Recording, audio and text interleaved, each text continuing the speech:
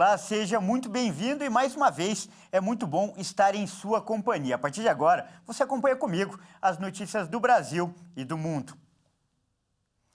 E olha só, eu começo essa edição falando de economia e, aliás, com um alerta. O pagamento com o cartão de crédito cresceu. Para algumas pessoas, esse meio pode ser um aliado, mas para outras, um vilão, já que o crescimento do uso também fez aumentar a inadimplência. Vamos conferir mais detalhes na reportagem da Maria Clara Leite. Pontos, milhas, prêmios. Quem usa o cartão de crédito tem lá suas vantagens. Mas se não paga a conta em dia, o prejuízo é garantido. E não é pouco, não. Em junho, o juro do rotativo do cartão chegou a 370,4% ao ano, segundo informações divulgadas pelo Banco Central. E existem algumas razões para isso, como explicam os economistas. Primeiro, a taxa de juros básica da economia brasileira ela já vem subindo há algum tempo, né? Vale lembrar que em junho do ano passado, a taxa Selic estava em 4,25% ao ano, e agora em junho deste ano, que são esses últimos dados do Banco Central, né, estava em 13,25%. Então subiu aí a taxa básica em 9%. Só por conta disso, naturalmente, todas as demais taxas de operações de crédito vão subir. Ainda mais no caso de operações de risco. Quem vende para você não tem certeza se vai receber o valor vendido.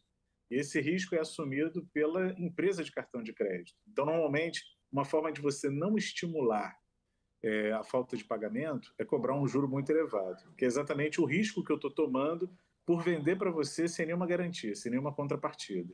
Esse risco se confirma pelos registros de inadimplência. Só para você ter uma ideia, a taxa de inadimplência com cartão de crédito saiu de 27,7% do total de crédito para hoje 40% do total de crédito, ou seja, das operações de cartão de crédito estão em atraso, estão inadimplentes. Então isso faz com que as operadoras de cartão de crédito embutem no preço final, que é a taxa de juros, né, esse relativo prejuízo que eles têm com o não pagamento das faturas. O rotativo do cartão deveria ser uma modalidade de crédito emergencial, acessada apenas em momentos de dificuldades. Mas não é bem isso que acontece. Mesmo com uma das maiores taxas de juros, segundo o Banco Central, as transações por cartão de crédito cresceram um pouco mais de 50% em 12 meses, até junho de 2022. E isso, segundo os especialistas, se dá pela facilidade de conquistar esse tipo de cartão em bancos, financeiras ou até no varejo. E não exatamente por ostentação, mas muitas vezes por necessidade. Principalmente porque as pessoas enxergam isso como uma extensão da renda e não por um instrumento de compra que pode ser utilizado de forma esporadicamente. Apesar de ser o meio de pagamento mais acessível para quem quer parcelar uma compra ou até esticar o salário até o final do mês, o cartão de crédito pode ser uma armadilha na vida financeira do trabalhador. Portanto, quem usa precisa ter muita consciência dessa dívida. Sempre com aquele compromisso de pagar a dívida total o mais rápido possível, né? De preferência dentro daqueles 30 dias que a gente recebe de crédito. Ou no menor prazo possível, ou se não for possível pagar, contratar uma outra modalidade de empréstimo que tem um juro mais baixo para deixar o cartão de crédito em dia. Né? Você troca uma dívida cara por uma um pouco mais barata. Né? Essa é uma estratégia para que, caso você não consiga pagar o cartão de crédito, você também não deixe se formar uma bola de neve. Olha, e ainda falando de pagamentos, o Pix está revolucionando o Brasil. A forma de pagamento eletrônico foi lançada há pouco tempo, mas já é usada por milhões de pessoas para pagar as despesas do dia a dia. Quando o Banco Central anunciou em 2020 que estava lançando um sistema gratuito de pagamentos eletrônicos chamado Pix, muitas pessoas não tinham ideia do que se tratava. Hoje, as transferências instantâneas são onipresentes e usadas milhões de vezes por dia para pagar contas, comprar mantimentos e até fazer doações. Atualmente, vários pedintes dizem receber mais em Pix do que em dinheiro. Na hora que você aperta a câmera do celular para cá, já aparece todos os meus dados, né? Aparece todos os meus dados, meu nome da conta, tudo. E é rapidinho, é poucos segundos. Até na hora que ele está batendo aqui, automaticamente já passa, é só ele digitar o valor. Em menos de 2 anos, o Pix se tornou a forma de pagamento mais popular no Brasil, superando os cartões de crédito e débito. Esta é a primeira vez que uma alternativa governamental ao plástico foi implementada com sucesso na América Latina. Analistas dizem que o grande número de smartphones no Brasil e o pagamento de ajuda do governo a mais de 20 milhões de beneficiários impulsionaram a decolagem do sistema. Disponível 24 horas por dia, 7 dias por semana, o Pix permite que qualquer pessoa com conta bancária envie e receba dinheiro instantaneamente. O valor total transferido via Pix no primeiro trimestre do ano foi de cerca de 2 bilhões de reais, um quinto de outras transferências eletrônicas. Os empresários também se beneficiam, já que outras formas de pagamento demoram mais para ser processadas e muitas vezes há cobrança de taxas. Ajudou muito, porque transferência normal demorava 2, 3 dias úteis para cair na conta. Pix é muito mais rápido, não paga taxa. Mas o sistema não é totalmente seguro e já há muitos relatos de sequestros, nos quais os criminosos exigem que a vítima faça transferências via Pix. Segundo o Banco Central, houve quase 155 mil denúncias de fraude pelo Pix em julho, mais que o dobro do número de janeiro. Mas a estatística representa uma pequena fração de todas as transações e não parece desanimar os consumidores a continuarem adotando o método de pagamento. Olha, e agora uma informação de utilidade pública. A partir desta semana, os Correios passaram a exigir que os remetentes de encomendas nacionais contenham no pacote o CPF ou então o CNPJ de quem fará o envio. Sem os dados, a encomenda não será aceita. A medida atende aos protocolos estabelecidos pelo Conselho Nacional de Política Fazendária, CONFAS, ao exigir que, junto às encomendas nacionais, seja anexada a nota fiscal do produto ou declaração do conteúdo do pacote. Encomendas endereçadas aos terminais de autoatendimento ou enviadas por meio do serviço gratuito Clique e Retire também deverão atender à determinação. Segundo os Correios, os dados pessoais do remetente não serão expostos nas etiquetas, sendo inseridos somente nos sistemas de atendimento, em conformidade com a Lei Geral de Proteção de Dados, como já acontece nos casos de remessas internacionais. Pacotes sem as informações serão recusados pelos atendentes. E a gente fala de saúde agora. Os casos de dengue têm disparado no Brasil. O vírus, que se propaga mais no verão, agora tem preocupado os cientistas também no inverno. Embora o período conhecido como de maior transmissão de dengue seja entre novembro e maio, as mudanças climáticas têm ampliado os riscos de proliferação do mosquito transmissor. O último boletim epidemiológico do Ministério da Saúde, entre os dias 2 de janeiro e 18 de junho de 2022, foram registrados mais de 1.100.000 casos de dengue no Brasil. O número é o dobro de notificações registradas ao longo de todo o ano passado, que foi cerca de 500.000 casos. Até o último balanço, foram confirmados 585 mortes, tendo São Paulo como o estado com o maior número de óbitos, contabilizando 200 mortes. Os cientistas explicam que, embora o Aedes aegypti não sobreviva por muito tempo em baixas temperaturas, os ovos e as larvas depositados em água permanecem vivos, podendo se desenvolver e dar origem a novos mosquitos com a chegada das semanas quentes em qualquer época do ano.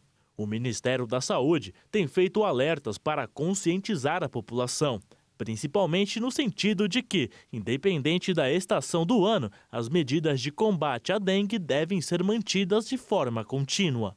Como, por exemplo, encher os pratos dos vasos de plantas com areia até a borda, lavá-los e trocar a água, colocar o lixo em sacos plásticos e manter a lixeira sempre fechada, além de prestar atenção nas caixas d'água. A dengue é transmitida pela fêmea do mosquito Aedes aegypti e os sintomas são febre alta acima de 39 graus, dor no corpo e articulações, dor atrás dos olhos, mal-estar, falta de apetite, dor de cabeça e manchas vermelhas no corpo. Ao sentir qualquer sintoma, a melhor opção é ir a um hospital. Olha, e ainda falando de saúde, uma nova vacina contra a Covid-19, desenvolvida no Brasil, pode começar a ser testada em humanos ainda este ano. Os cientistas já receberam autorização da Comissão Nacional de Ética em Pesquisa para dar início ao ensaio clínico e aguardam agora o sinal verde da Agência Nacional de Vigilância Sanitária para desenvolver a formulação vacinal. O grupo fundiu duas diferentes proteínas do SARS-CoV-2, a N do núcleo capsídeo, estrutura que abriga o material genético do vírus, e uma porção da S, espícula ou spike, usada pelo patógeno para se ligar à célula humana e invadi-la. A molécula quimérica resultante recebeu o nome de SPIN. A estratégia teve o objetivo de induzir no organismo a chamada resposta imune celular, ou seja, a produção de células de defesa especializadas em reconhecer e matar o novo coronavírus. Em tese, esse tipo de proteção permaneceria eficaz, mesmo diante do surgimento de novas variantes. Olha, e por falar em Covid-19, diminuiu bastante o número de pessoas usando máscaras nas ruas ou em locais fechados no Brasil. Foi o que revelou uma pesquisa da Confederação Nacional da Indústria, realizada em todos os estados brasileiros e também no Distrito Federal. A pesquisa, realizada em 2 momentos diferentes da pandemia, sendo uma no final de 2021 e outra em abril deste ano, mostrou que dos entrevistados, 16% mantém o uso de máscaras em todos os lugares. Mas em novembro do ano passado, o percentual era de 55%. Sobre quem não usa mais o acessório atualmente, são 32%. E no ano passado, 4% das pessoas afirmaram ter abandonado totalmente o hábito. Segundo o estudo, o ambiente no qual a maior parte das pessoas continua utilizando a proteção é o transporte público, com índice de 55%. E depois, no supermercado, com 49%. Somente 31% dos entrevistados continuam utilizando a proteção no ambiente de trabalho. Com isso, a pesquisa indicou ainda que os brasileiros foram abandonando o uso da máscara a partir da percepção da redução da gravidade da pandemia. Entre as pessoas que responderam aos questionamentos, 39% já tinham tomado pelo menos 3 doses da vacina. Apenas 5% estavam com o esquema incompleto, com apenas a primeira dose do imunizante. E a seguir, moda sustentável. Reciclagem de roupas cresce no mundo todo. E você vai ver também uma tradição que passa de geração para geração. Colecionar figurinhas em ano de Copa do Mundo. Nós voltamos já.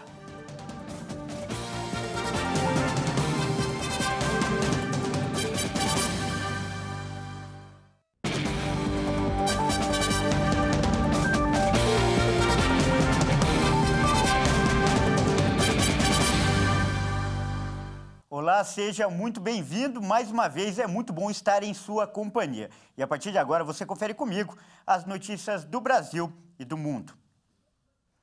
E olha só, a reciclagem de roupas cresce cada vez mais no mundo todo. Só no ano passado, esse mercado movimentou 96 bilhões de dólares, o que pela cotação atual significa uma receita de mais de 490 bilhões de reais. Nada melhor do que abrir um site, ver diversas peças de roupas que se enquadram no seu estilo e comprar. Muitos jovens, principalmente, têm aumentado de forma considerável esse estilo de consumo de roupas e acessórios, muito pela facilidade em adquirir as peças. Mas poucos imaginam o que há por trás de tudo isso. De acordo com a ONU, a indústria da moda é responsável por entre 2% e 8% das emissões globais de carbono, com grande impacto sobre o clima. Nos últimos anos, grandes empresas do mundo da moda têm faturado bilhões com um novo padrão de produção e consumo, no qual os produtos são fabricados, consumidos e descartados de uma forma mais rápida, a tão conhecida Ultra Fast Fashion. De acordo com a revista Forbes, as roupas do Ultra Fast Fashion hoje são utilizadas menos de 5 vezes e geram 400% mais emissões de carbono do que roupas de marca Slow Fashion, peças que são usadas ao menos 50 vezes. Segundo os especialistas, o principal problema disso tudo é a velocidade da produção, do consumo e o destino das roupas. Porém, aparentemente, esse modelo é rentável para as empresas, já que a receita do mercado global de vestuário foi calculada em cerca de 1 trilhão e 500 bilhões de dólares em 2021, e a previsão é de que aumente para aproximadamente 2 trilhões de dólares até 2026. E isso deve-se por conta de um consumo desenfreado, impulsionado por um marketing agressivo entre os jovens. O que tende a aumentar ainda mais com o novo modelo Ultra Fast Fashion, já que o volume da produção de roupas praticamente dobrou nos últimos 15 anos deste século. Dessa forma, é super importante manter o consumo consciente, comprar apenas o necessário e não impulsionar ainda mais esse modelo problemático. E olha só, a NASA divulgou pela primeira vez os sons da poeira cósmica, que também é chamada de nebulosa do Anel Sul. Esses sons foram captados pelo supertelescópio James Webb.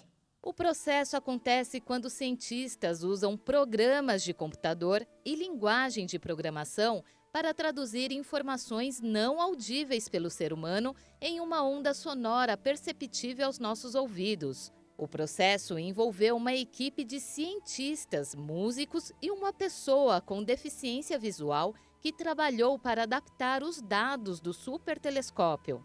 A nebulosa do Anel Sul foi uma das imagens convertidas em som. Nessa interpretação, as cores das imagens foram retratadas em alguns tons sonoros. Frequências de luz foram convertidas diretamente em frequências de som. Essa grande nuvem de poeira cósmica foi uma das primeiras imagens divulgadas pelo supertelescópio em julho deste ano. E além dos desastres humanitários e econômicos, a guerra na Ucrânia tem gerado problemas ambientais. Segundo informações de cientistas, cerca de 5 mil golfinhos foram mortos no Mar Negro em decorrência do conflito. O número representa quase 2% da população total dos mamíferos naquela localidade. Em comparação com o ano passado, o número assusta, já que no mesmo período, apenas 3 golfinhos haviam sido encontrados mortos. Os primeiros animais começaram a encalhar no início de março. No entanto, não se sabe exatamente quantos golfinhos morreram em outras partes do Mar Negro. O aumento incomum nas mortes de golfinhos na região também foi notado pela Fundação Turca para a Pesquisa Marinha, que já expressou preocupação sobre o assunto. Mas após meses de pesquisa, os cientistas acreditam ter descoberto o motivo para o crescente número de mortes. Para os cientistas, não há dúvidas. Os culpados dessa catástrofe atual são os poderosos sonares utilizados pelos navios de guerra e submarinos russos que circulam no Mar Negro, que perturbam o sistema acústico dos golfinhos. Enfraquecidos, os animais adoecem e morrem. A guerra tem afetado além da vida humana. Isso porque tem impactado todo o ecossistema ao seu redor, principalmente nas espécies de animais, que terão dificuldades em se recuperar e restabelecer no ambiente. E em ano de Copa do Mundo, como agora, colecionar álbum de figurinhas é uma tradição que passa de geração para geração. E esse ano não poderia ser diferente. Milhões de pessoas espalhadas pelo mundo todo esperam a época do Mundial para dar início à coleção do tradicional álbum da Copa. É comum vermos trocas de figurinhas em intervalos escolares, faculdades, shoppings, parques, entre outros lugares. E a cada nova edição surgem novidades e teorias sobre a prática. Esse ano, a maior curiosidade são as figurinhas raras. Ao todo, são 80 cromos extras de 20 jogadores representados, cada um com 4 versões. A comum, bordô, a bronze, a prata e a ouro, que indicam a raridade de cada figurinha.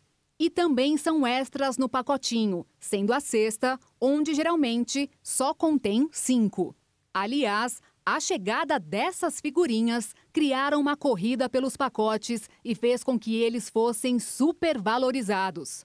Uma das mais cobiçadas é o card de ouro do craque brasileiro Neymar. Na internet, é possível encontrá-la sendo vendida por até R$ 9.000. Mas acredite, Esse valor ainda pode ser considerado baixo comparando com outras. Neste fim de semana, por exemplo, um card de 1952 do astro do beisebol Mickey Mantle foi arrematada por 12 milhões e 600 mil dólares, aproximadamente 63 milhões de reais nos Estados Unidos, um recorde para itens esportivos colecionáveis. O preço superou os quase 10 milhões de dólares pagos no início deste ano pela camisa usada pelo jogador de futebol argentino Diego Maradona na Copa do Mundo de 1986. De acordo com a empresa responsável pela confecção das figurinhas, elas não possuem um valor estipulado e a venda delas não é feita individualmente. Aliás, nos últimos dias, diversos vídeos circularam na internet de pessoas pesando em uma balança os pacotinhos de figurinha. Isso para descobrir qual pacotinho tinha o maior peso e, consequentemente, uma figurinha a mais, já que os pacotes normais pesam 4 gramas e com uma a mais seriam 5 gramas. No total, são produzidos diariamente 9 milhões de pacotes de figurinha, 5 dias por semana. Até o momento, já foram feitos mais de 400 milhões, com pelo menos 5 figurinhas dentro de cada um. Já o álbum pode ser encontrado em bancas de jornal de todo o país por R$ 12,00 em sua versão tradicional e o álbum capa dura pode ser adquirido por R$ 44,90.